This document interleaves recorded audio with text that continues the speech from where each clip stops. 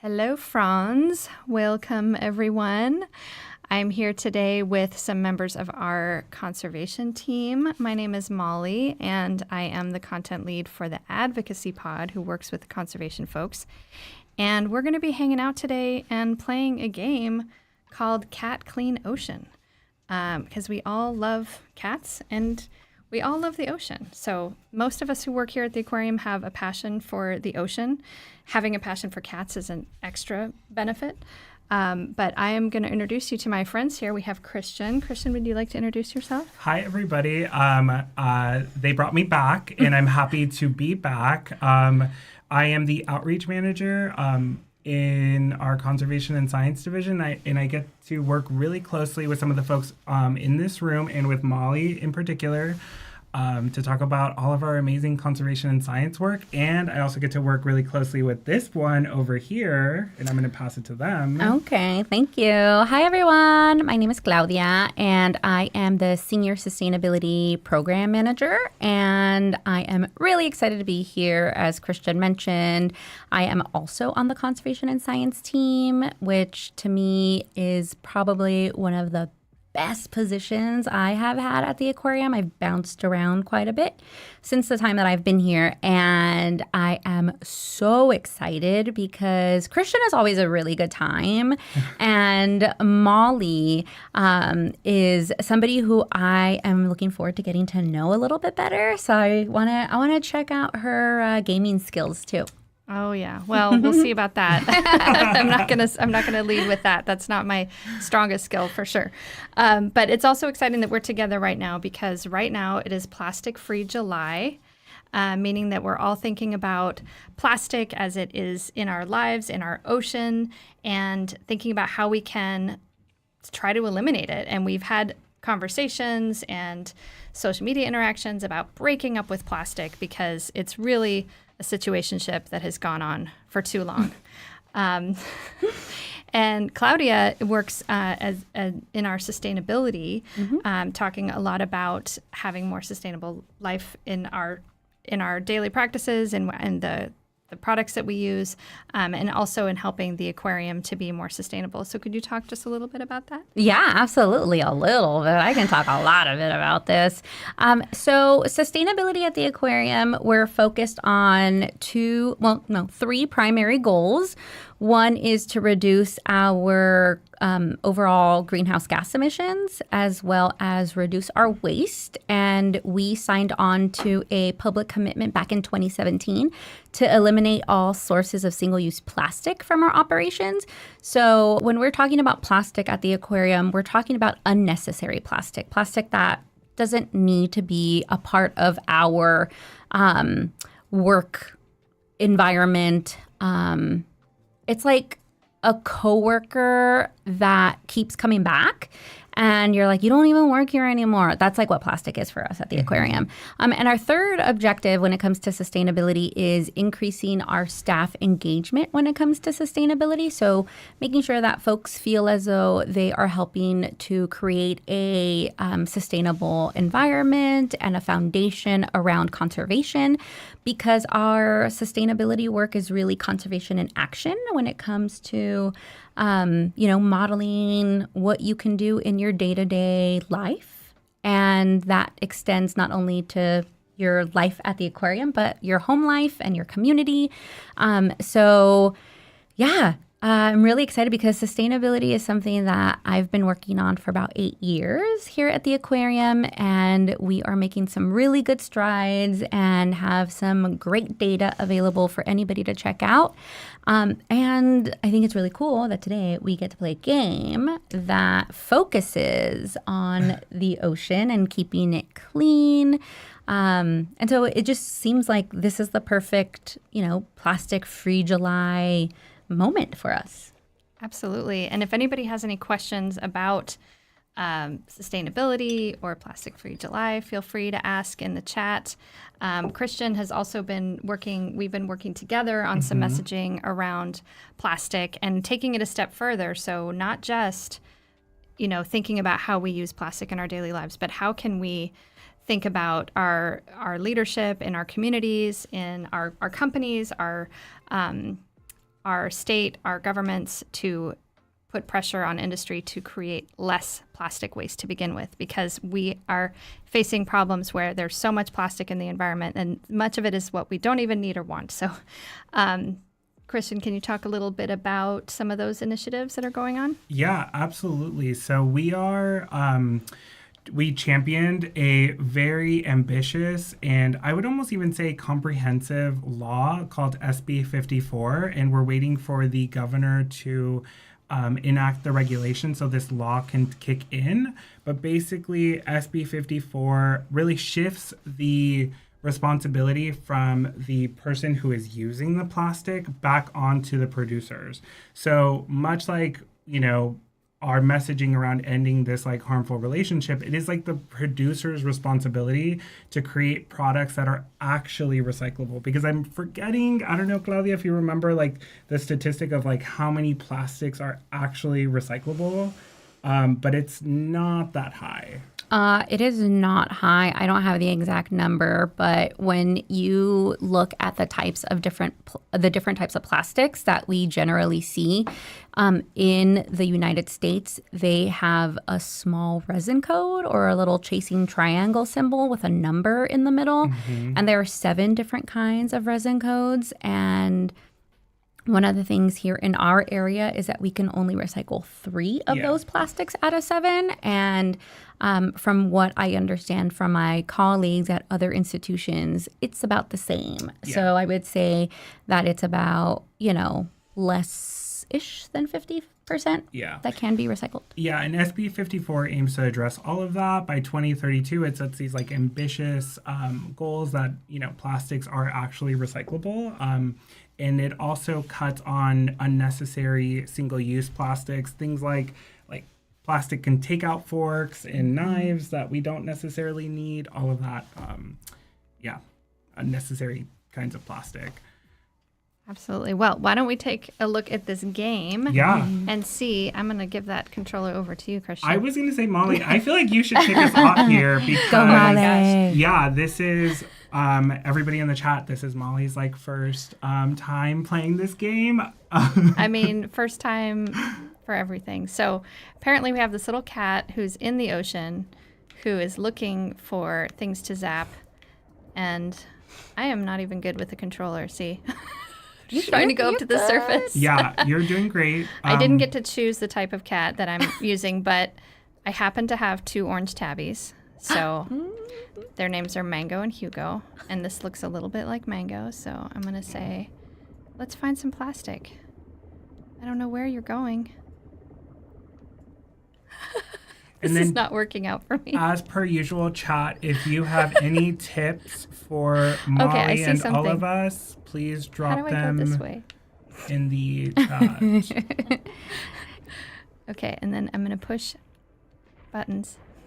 Oh, so it looks like L is your cleaning ray. Ooh. And I think you want to swim over to that little I can't even get it turned ecosystem with some giant kelp.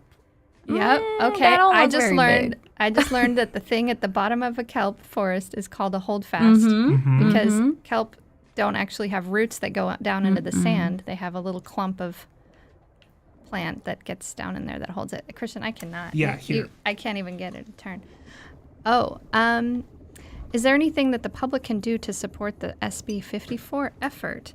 So SB 54 is in California as a law that did pass, but the regulations have not been fully implemented. And so California already voiced their opinions on this and said that they want less plastic in our environment and they want producers to have more accountability and stop putting so much plastic out in all the processes that happen with production that are harmful to the environment, and then the waste that's left behind.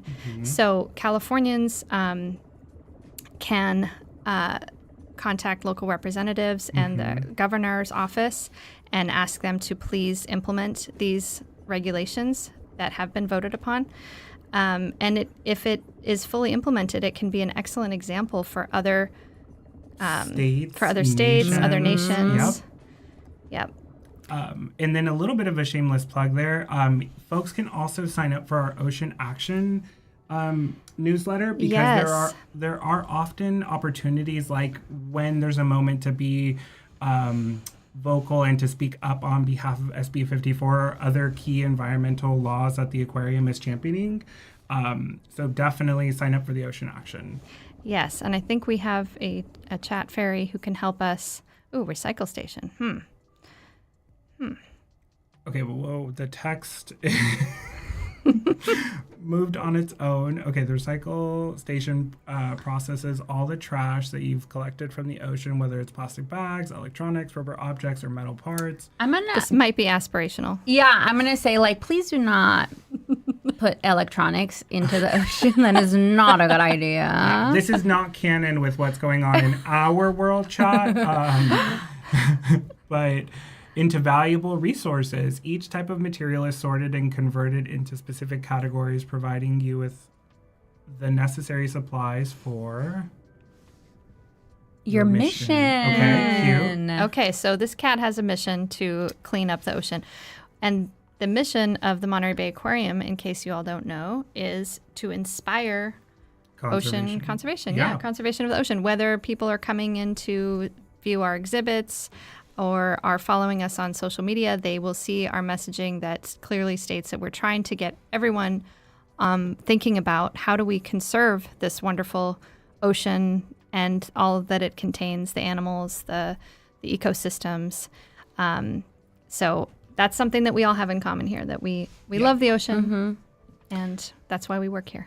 Yeah, absolutely. And, one of the things that I think is also important to mention is the type of innovation that is happening when it comes to alternatives to plastic, and specifically single-use plastics. And one of the things that is good to know, especially as you're thinking about how can I support these types of efforts, is to just learn a little bit more. One of the things that I definitely recommend is folks to just see what else is out there, and whether communities are using more of a refill and reuse model, which means that there's, very little waste associated with those alternatives versus replacing plastic with some other material that basically acts like plastic. And there's a lot of folks who are always asking, what about algae-based plastics? And that's a really tricky one. And even things related to potato starch or, what might seem like a eco-friendly swap tends to act and feel like plastic in our environment. And those types of items require industrial strength decomposers and anaerobic digesters and things like that for them to fully break down, and then they don't actually break down. So I hate to say it, but we've been bamboozled with some greenwashing and some marketing to think that that is a viable option. So the more that you can do with respect to your own habits, and if you have a place that you really like to dine out from or get coffee at, bring your own. Bringing your own is the best way for you to eliminate single-use plastics from your lifestyle. I love that. And actually, I did the number one faux pas of plastics when they end up in the ocean, unfortunately, is I was looking at the bottom. I was looking for trash at the bottom, and then I did this little scan feature, and it reminded me that plastic does not just end up in the bottom. It free floats and can be found all along our water column. And so here we have, I think we have also not been paying attention to our oxygen I was bar. going to say, you're dying.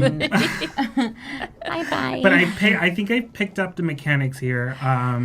Just don't pass the controller back to me. Yeah, I won't kill the but cat. I can also explain it. So I think we're swimming along, and then you can press this X button, and it locates where this trash is in the environment. Ooh, because a lot of plastics are clear, so maybe we can't really see them in the water. And then again, this is me being really silly, but this is a learning moment, chat authentically. I swam by like this little piece right here, and I thought that was a fish. And so, it's not. It is. And I'm sure, unfortunately, that happens in the environment. wild. Yeah, a lot. For so sure. We're going to interact with this. Oh, and we picked it up. Ooh, good job. Okay, there we go. And plastic can also float at the surface. I don't know if that's shown in this game, but plastic at the surface can be a danger to seabirds who are looking for sea life that can be a source of food at the sea at sea level, and so that's another big threat. I don't know if we can go further down, but I think. Ooh, is that like a little vacuum type thing it's where like you a can little suck it in? ocean. Little tornado. I don't know how to Oh, it's like a whirlpool. go. One of the things that I really love when it comes to solutions, and I'm seeing it's not I like penguins. You're tricking me with the letters. But can we get a plastic scanner like the game, but it works in real life? We actually did something really cool with our partners at the Monterey Bay Aquarium Research Institute, where we measured ocean water here in Monterey Bay, and we were able to use a lot of technology, lasers, and other type of sensoring equipment, and get a picture of what types of plastics exist in Monterey Bay. And that's because Monterey Bay Aquarium Research Institute, or MBARI, they use a lot of lasers to identify how animals eat in the deep sea. And so we were able to use very similar technology in order to get a better snapshot or picture of what the plastics in the water column look like. Mm-hmm. And they also said, I remember in a recent presentation I heard with our technology and research partner, MBARI, that they, did the scan and they found a significant amount of plastic in the Monterey Bay. And the Monterey Bay is if anybody has been here, it's one of the most pristine areas of the California coast. It's just such a beautiful area, and the water is pretty clear and clean. So if they're detecting a significant amount of plastics here, you can just imagine other places in the world that it's also highly concentrated. Also, I was going to say, in the aquarium, as one of the exhibits in our Into the Deep exhibit in the aquarium, which MBARI had a large hand in as well, there's a place, or maybe it's in the jelly section. I'm trying to remember. There's a place. It's in the deep. Into the game. Yeah. And no, not just the game. The game is really cool. There's a cool game to play, but there's an exhibit where it's like plankton and floating in a tank, and then you press a button. Yeah. It's that depicting illuminates like the marine snow. Yeah, and it disappears, right? Because of the light spectrum in the water, and how the thing that's really cool is when you look at different habitats that are closer to shore, like our kelp forest or sandy shore, animals have been able to adapt to essentially camouflage or hide behind certain aspects of that ecosystem, whereas in the open sea, there's nowhere to hide. So being gelatinous and clear is an adaptation. And so when you go further down into the ocean, you become invisible. And it's only when you do see light hitting that transparent object do you actually see that it's there. Yeah, so in this exhibit in the aquarium, there's a button you can push that shines a special light, and then you can see the microplastic that's present, and you can see that an animal in the water would not be able to distinguish what was edible and what was plastic. So. Yeah, absolutely. And one of the things that I see here in the chat is that the compostable plastic alternatives and kind of weighing, the options when it comes to that. versus petroleum-based plastics. And yeah, I mean, it's a really complicated issue. And yeah, it's something that I wish was easier, but even just like recycling period is complicated. It's different everywhere. So the more that you know what you can do in your community, the more equipped you are to make choices that are going to make you feel good, as well as, you know, feel good on behalf of being a champion for the ocean. Yeah. Something that I also think about that's just so interesting is that, you know, the rise of plastics and the fact that prior to the 1950s, we really did not use plastic in daily life, and just how it's become ubiquitous, and we can't imagine our lives without it. But people for centuries didn't even know the use of it, didn't know that they had that necessity. So just thinking about not just alternatives, but do I really need to use plastic today at all? And I think that's part of the hope, and it's that, like, this is a problem that we unfortunately caused, but I think that this is also a problem that we can solve as well. Like, a life without plastic is possible. It was possible. And cute little furry friends like this adorable cat scuba diver can make that happen. But I think a lot, you know, going to your point earlier, Claudia, like, and Molly, even just playing this casually for a couple minutes, like, as chat can probably attest to me really locking in and being very focused, casually, he says. But there was like, I picked up, I think, like a toy train, and it was just like floating at the top. And, you know, it's challenging because had I not had this like sonar function, I swam by it and was like, yeah, this is just like a plain old fish hanging out and seeking refuge in the kelp forest. But plot twist, it's not. So I can explain, I think, a little bit about what I have learned so far as I intensely focused. So you can press the X button to sort of scan the habitat or the neighboring area for plastic. And I think if it'll shine a specific color, indicating that there is trash in the environment. And then you can swim closer to it, and then you hit like the interact button, which is, I think, Y here. All while we have to still be mindful about how much oxygen we have. Oh, see, here we go. Like those all look like fish. No. Plot twist. Wow. You found a whole bunch. Yeah. Can I even go there? I don't know if I can go there. Go there. Who cares? Try it. It's a game. I will say that I sometimes get re-traumatized when I play video games, because I grew up in the 80s where you only had a certain number of lives and then the game would start all over again. So I have to constantly remind myself, like, endless lives. You're fine. Yeah. So go for it, Cristian. Oh, a Rubik's Cube. Speaking of the 80s, yeah, I started playing Super Mario Brothers when I was a kid, and I would just like panic and fall off a cliff. Like, I'm no good at this. So I'm really glad that you all are experienced. Okay, well, we're gonna pass the controller in a second, because now I figured it out. Second. So B and this other one, B and A help you navigate up and down, and then you get to patches like this, where I think you press the L button. Oh, and then you shoot your cleaning laser. Oh my gosh, I wonder what that is. Yeah, it's plastic debris. Oh my gosh, what if it was like tar? You know how like there are some places in the ocean where they drill and you get all that tar? No. Not here in Monterey Bay, because we have a sanctuary. We are protected. Yeah. And then we pick this up. I will say, we can also see my little bag. Like, I have a toaster I picked up at some point. You need oxygen. You're getting oxygen. I need how to do go you get more oxygen. oxygen? What do you go up to the surface? Oh my No, gosh. I have to swim all. Dr. Garfield? Yeah.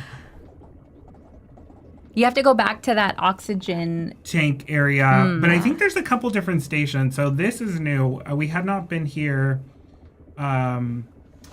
And can I make it? I can make it intense moment. We're going to clip this later. All right. We While made you it. are figuring that out, I'm going to address something in the chat. Someone mentioned that their local store has a peanut butter dispenser. And yes, we love that. My kid loves to grind nuts in those peanut butter dispensers. Very cool trick. Any kind of products that you can think of, and some you wouldn't even think of, you can find in bulk and you can refill, so you don't have to buy new plastic containers. I shamelessly have some giant plastic containers that I just refill constantly. So That's great. they are not single use.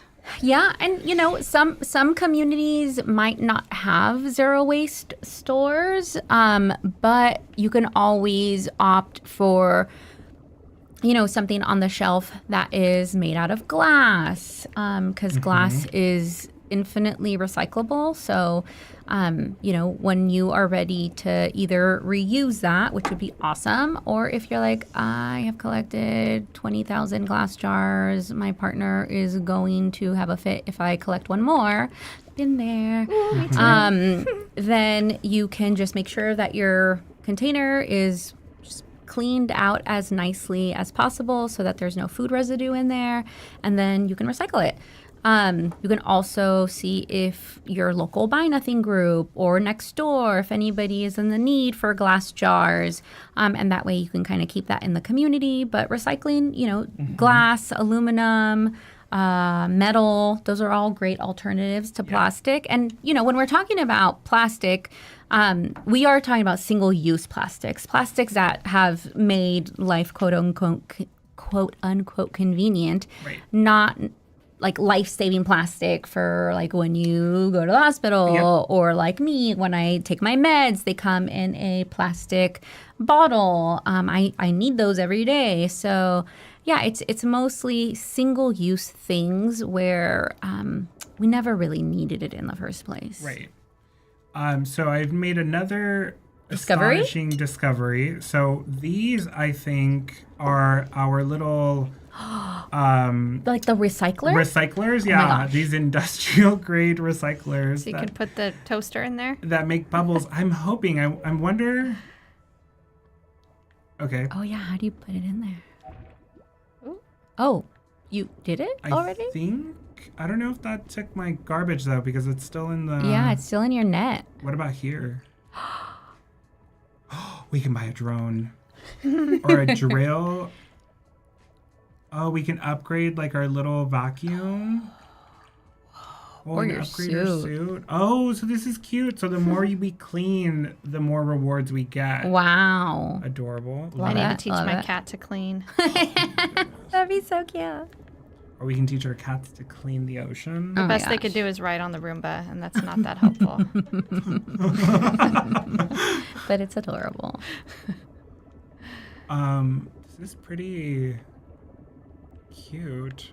I'm trying to find where we can deposit. You want to empty your net? Yeah, right? And I don't see that. Any tips from the chat on Yeah. how to play this game? Chat, can you please let us know? Someone Google how to empty the net, because we're struggling here. And it's getting heavy. It's probably holding you back a I little bit. wonder if we have to get to the 20 pieces. You've only You know got how it 10 says out of like 20. 10 out of Okay. 20? I wonder if Wait. we have to like... Oh, found it. Oh, Never there you mind. go. We got it. Christian is Thank genius. you all. Okay, what was in there? You got a chair? Plastic Whoa. resources. Litter and resources. Plastic waste is a major environmental concern in the ocean. True. Mm-hmm. It can entangle marine life and break down into harmful microplastics. Yes. True. Very true. Cleaning and recycling plastics helps prevent these issues and transforms into valuable resources, reducing overall pollution. I think that's canon for the game. So ceramic waste like broken dishes or tiles can pose risks to marine creatures and disrupt ecosystems. Removing and recycling ceramics helps avoid these dangers. and repurposes these materials for beneficial use. So I think it's describing the kinds of things that we found during my excursion. during the cleanup. So it's not just plastic. And look, here we got some glass, which we love. Yeah, what is the deal with sea glass? Do we like sea glass? Good or bad? Letting sea glass turn into lovely shapes. Yeah. I mean, I don't think we need to be putting more glass Yeah. there, but I think the fact that it's glass that's been there for a very long time and it's kind of tumbled, and glass is basically made out of sand. So yeah, I'm down with sea glass. What about you? I think it's interesting because I think, to your point, like, we definitely don't want to facilitate the encouragement of new sea glass being created, but I know that in some areas, like, there are some really cool, like, it's a treat to find sea glass because they're often associated with, like, these historic moments with, like, shipping vessels traveling over, and then, like, jars or glass bottles, like, going overboard on accident. And so, like, there are some historical elements there that's kind of special. But yeah, to your point, like, it's technically made out of sand. Yeah. And, sometimes the beach glass and the origins of it are that we didn't have infrastructure in the past for recycling. So things just got tossed. And so you'll see, I know, like, where I live, when I'm gardening sometimes, I'll find, like, a bunch of broken glass pieces in the yard because people just buried their trash in the early 1900s. Yeah, so it walks us through a couple different things that we're finding in the game. Glass, metal, and then there's also rubber products as well, and electronics. And so when we turned all of these things in, like, we got 18 electronic coins, 6 ceramic, etc. Wow. So I think this is at least the home base that we can stay This is near. your O2 station. Yeah, this has this machine, which I have yet to figure out. But we can get some upgrades here, and then I push these buttons, and I don't know what happened. Do you want to play, Claudia? Sure, Yeah. I'm happy to play. Yeah. One of the things that is in the chat is the question, what's the main source of plastic in the ocean? And that's how long do we got? I know. I mean, ultimately what we found with our study that we did with Mbari, which was all about microplastics in Monterey Bay, the predominant type of plastic that we found was PET plastic, and that's the plastic that you would see have a resin code 1 inside of that chasing arrow symbol.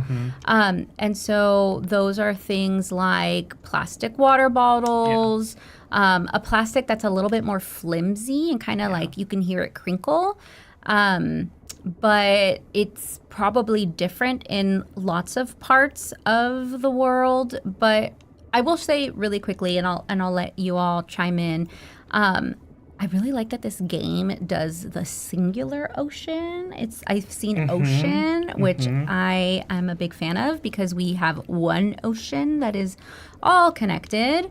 So yeah, I will leave it at that And while then I figure this out. Okay, so this button I think helps you go down, and then this one helps you go up. Oh, that's what you were saying? Yeah. Okay, cool. Thank you. Also love the blush on the cat. Oh my think gosh, it's I so know. adorable. I love it. And then while you're playing, you don't want to lose sight of where your home base is, because I don't know if we collected the plastic, and then when we run out of oxygen, if the plastic that we collected goes back, or if it doesn't matter at the end. Yeah.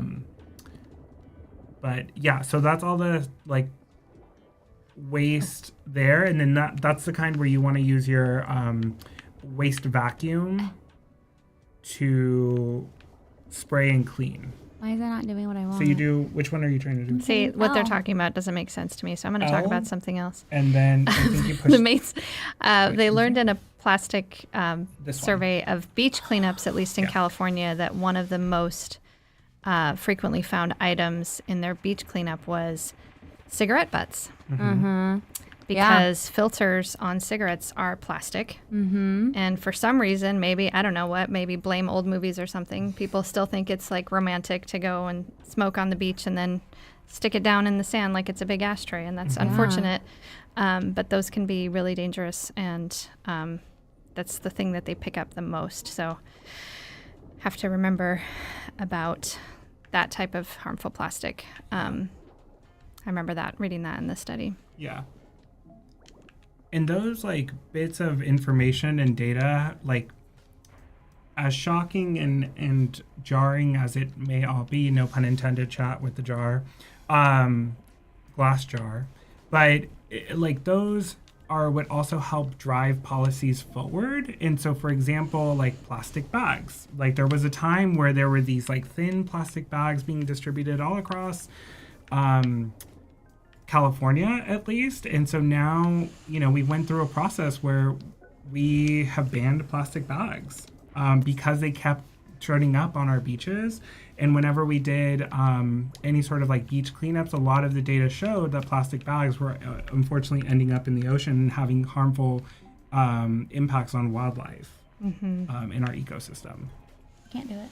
You can't? Okay. Yeah, and No, I'm not sometimes doing it's that social awareness that really puts pressure on to think change down. policies. And then For example, with And then you have to plastic just kinda, like, straws, there was move, a viral image like, of hold it, move it, yeah. a sea turtle So you with do a this one, straw in its nose that and then hold made that people one. think about using single-use straws Yeah, and plastic. and then you can move this one. Okay.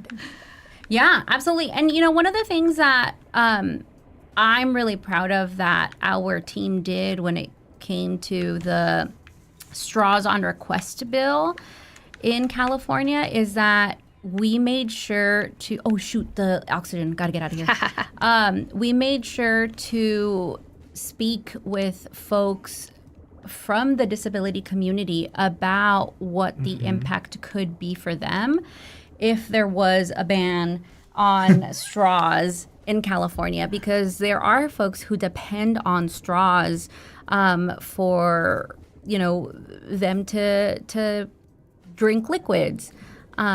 So that's one of the things that I think is really great, and especially when earlier in the chat the question was like, how can we support SB 54? What can we do? Make sure that if you are somebody who represents a certain group where passing of a law might impact you, that you help to share that perspective so that there is consideration to ensure that these types of policies are considered with a more holistic approach and lens, because yes, as Monterey Bay Aquarium, we definitely want to ensure that we're doing whatever we can to protect and conserve the ocean. And sometimes, part of that is to remember that there are communities that depend on the ocean, and to just make something that is very, kind of like an umbrella or a blanket position might, leave some people out. So the more that you can speak up, that's the best way to get your voice heard and to ensure that whoever might be passing a law also is taking into consideration any money that needs to be allocated when it comes to community outreach and providing, alternatives to items that are, looking to be replaced with a more sustainable option. Yeah.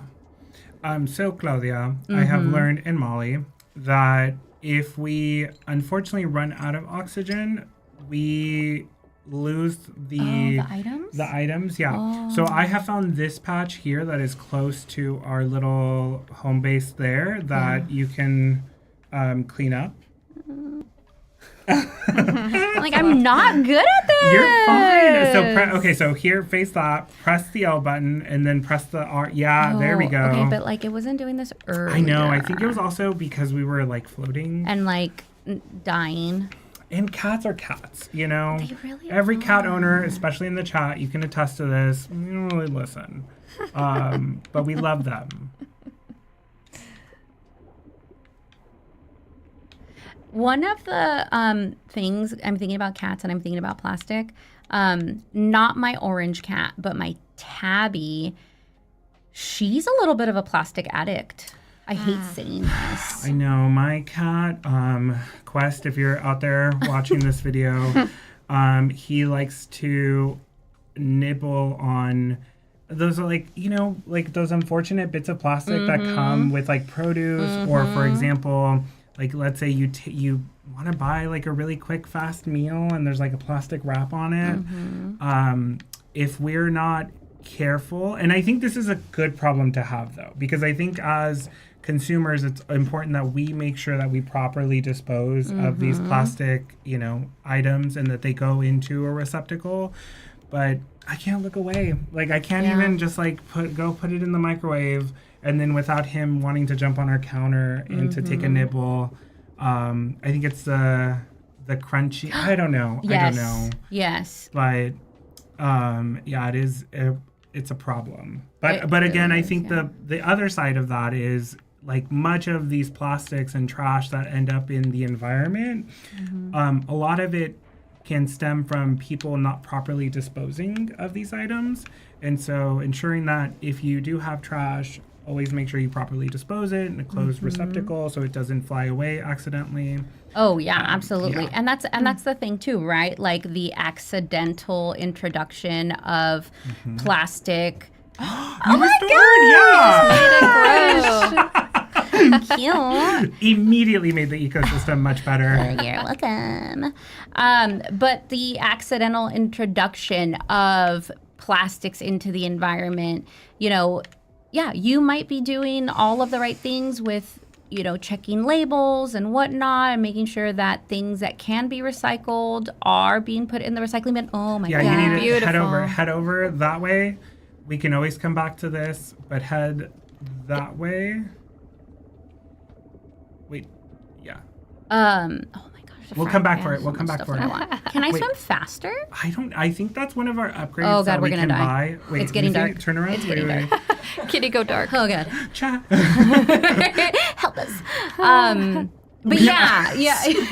We're doomed. We're doomed. Yeah. I get distracted.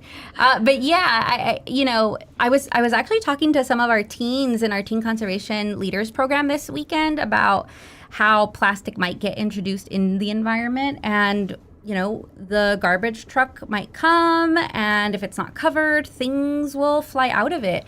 And so a little tip, if you do happen to find yourselves with some sort of plastic packaging, try to, you know, maybe keep one near your trash bin, because more than likely those things that are soft plastics like bags or, you know, cling wrap, if you use it, can't be recycled. So if you could just stuff as much, you know, of that type of plastic into another bag, then it can create a little bit of weight so that it doesn't fly out of a truck if for some reason it goes airborne. But yeah, I mean, it's sometimes really tricky to avoid things. And what I say from a sustainability perspective is, I'm not here to shame anybody if on a particular week or a particular day or particular month, because times are hard, emotionally and mentally, if you need to buy a salad kit in a bag because that is the only way you're going to get some veggies in your diet, then you do that and you try to find other ways to be, you know, saying no and refusing single-use plastics. But it really has to be a give or take when it comes to sustainability for it to have a long-standing impact over the choices that you're going to make. A one-time thing might not last and might not be a habit. that ends up being a part of your life. But if you just, look at where you have capacity for and to do, kind of like the model of, spoons, folks who, like myself, suffer from anxiety or depression, and other mental health issues, you got to look at like, how many spoons do I have today and what can I allocate spoons for? You can do the same thing with sustainability, like how many spoons do I have for a meal? And if I can do something else to reduce my impact on single-use plastics, that is still making a difference. It's not either or. So a really great discovery in this game and canon to Cat Clean Ocean is that even if we do not make it back to the oxygen tank, we still clean the environment, which is great. But we miss out on gaining like points. But at the end of the day, the environment is clean. So I brought you back, Claudia, if you want to continue cleaning. And then if you finish here, we can try to go deposit this back directly behind you. And then we can come back to this spot and pick up the plastic that's floating in the water column. Nice. Something that Claudia said and some comments in the chat made me think of a question that came up in a meeting that we had earlier today, because we're talking about this stuff all the time. When team members were asked to share what is one thing or one habit that you've changed or one thing that you've incorporated into your daily life that has helped you to eliminate plastic.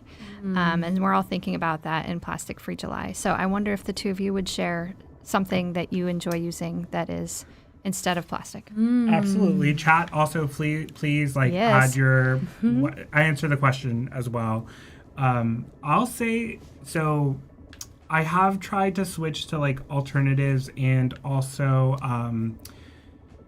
like refill systems, and that's tricky where I live because I don't have access to the kinds of like the refill stations that would best benefit my life.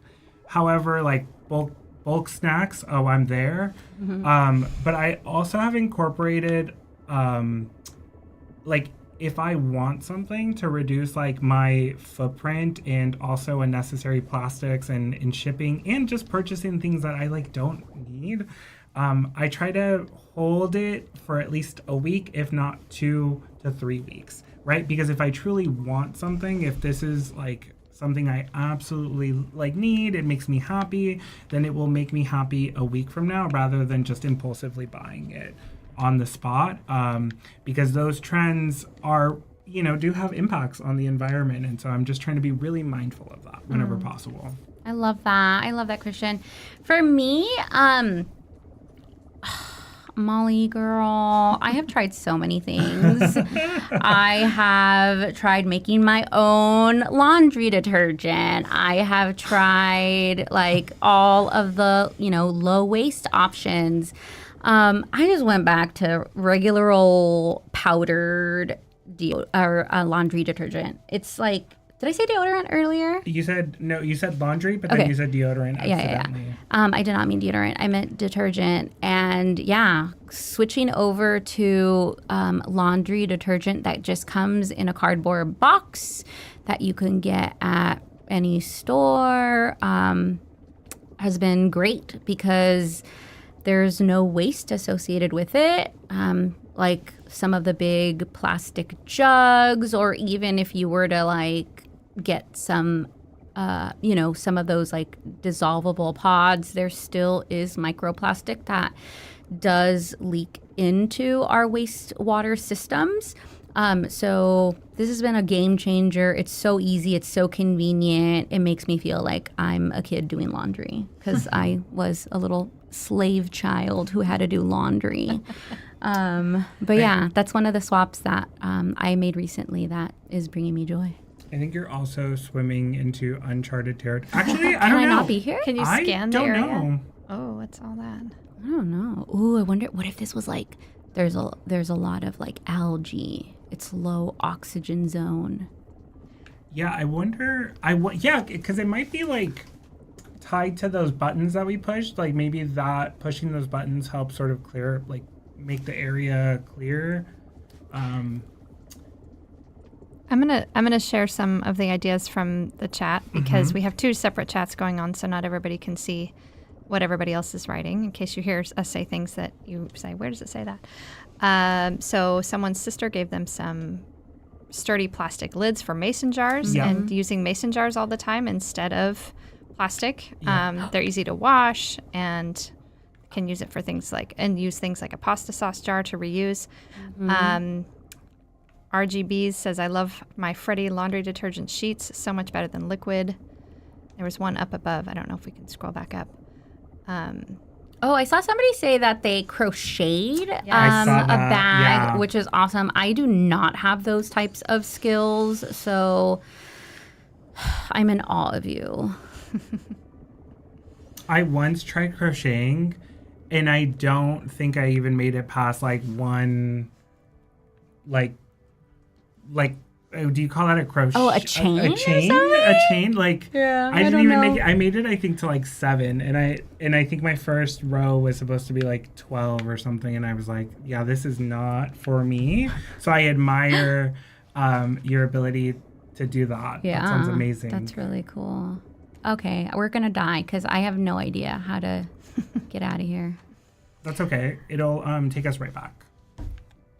Well, for me, I take my lunch to work in a glass container, and I have a really cool metal spork and a reusable napkin and a water bottle and a coffee mug, a lot of things that were gifted to me. Those make great gifts for people in your lives if you have, giving them something that's reusable that they can use every day. Now that I work at the aquarium, I'm really looking forward to giving some of these things to my sister, who really enjoys living more sustainably. My sister, I think I've told you all this story. My sister came down here and visited me, and I brought her to the aquarium, and she got one of the Seafood Watch cards that tells you what sustainable seafood is good to eat. And when I got this job here, she was so excited for me, and she said, I still have that Seafood Watch card that I got there 13 years ago. Wow, I love I'm like, you have, they're updated all the time. I'm like, yeah, that's great, but like, yeah, get a new one. So I'm gonna get her a new Seafood Watch card. I love that. That's super cool. But she holds on to things and she reuses things, and she is a inspiration for me because she's kind of old school and like washes everything and like and doesn't throw away clothing. Like she's not into fast fashion and all those things that are more ecologically responsible. Yeah, that's awesome. I love that. Molly, can you tell us a little bit about your role at the aquarium, maybe in the last couple of minutes that we have together on this amazing stream? Thank you, everyone who's joined us. But yeah, tell us a little bit about... thank you, Cristian. Well, my job is so much fun, as you all can see, because I get to work with an awesome team of content creators, of thought leaders around conservation and science, and we get to put out our messaging on all of our social channels, on our website, and email newsletters. If you subscribe, you'll see our messaging around inspiring conservation of the ocean. So my role as the content lead for the Advocacy Pod is working with these content creators to make engaging messages, content, imagery that people can connect with. And if you follow our social media channels, we're on pretty much all of them, almost all of them. And we have a lot of fun posting about what we're passionate about, which is, this beautiful environment that we live in, the sea life, the ocean and its health. And it's just a lot of fun. So I'm really grateful to be working here at the aquarium. It's a wonderful organization. And I just joined so many incredible people who've been here for so long and doing such incredible things. So I can't say enough good things about the opportunity to work here. I love that. That's so great. Do you have any advice maybe for folks in the chat on any like career pathways or skills that have helped you sort of be successful in your role? Yeah. Yeah, well, my background and my education is in marketing, and I always knew that I didn't want to be promoting products or services or working for a corporation that was just going to help build their wealth. I wanted to do something good, and so all of the organizations that I've been working for have been doing something related to conservation. So looking at careers that you admire, looking at organizations you admire, and seeing what people in those organizations have done in their background, and trying to build certain skills that are needed. For me, it was content, copy editing, social media knowledge, and a lot of different. I'm just fascinated by this. What's going to happen? Oh my gosh, what just happened to that beautiful sea life there? I don't even know what anemone. So yeah, I think you have to get further down, like dive deeper. I'm Sorry, happy Mom. to answer any questions or connect with people who are interested in a similar career path. Yay, love that. And while Molly was chatting about us and you and the work that we do, that you do and that we do, Claudia has been securing their spot as lead cat cleaner of the ocean. I like that meow impersonation. I saw earlier, Claudia, again, I think this just goes to I think that just further reaffirms how harmful, waste and plastic is to our environment. But there was a fish swimming, and then there was a spoon or something right next to it. And yeah, it's, oh look, and we made it back to the spot without Dying. Almost. I think that way. That right there, that tall. Go. Yeah, right there it is. Oh my gosh. Yeah. And then you can go drop it off and see what we get. I know. Yeah. I'm very sweaty right now. Making you drive home. Let's see what we got.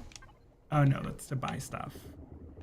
We did not get a chance to drive a drone.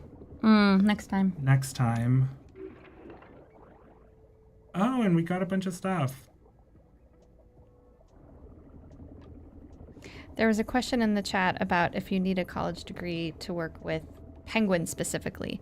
And that would be, the animal care team. They're the folks who work in the aquarium with the animals. And I'm not sure that they all have specific degrees in that area, but definitely hands-on experience is needed before working with that team. You all know the story about our penguins and how they're part of a Species survival plan. Yeah, that's really interesting.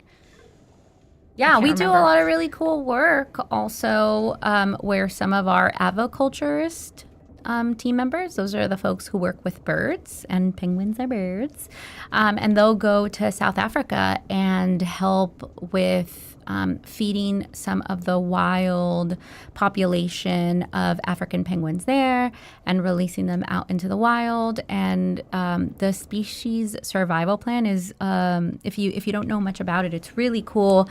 This is at lots of accredited zoos and aquariums, or zoos with aquariums, that if something were ever to happen with a particular species like the African penguins, then we would have enough genetic diversity within our own colony to help repopulate wild populations. Wow. So I also just discovered that this map is a lot larger than we thought originally, much like our ocean. And a lot of it we did not discover today, much like our ocean. So I think, chat, you're going to have to join us next time when we continue both in this game and in real life championing a cleaner ocean with and without cats.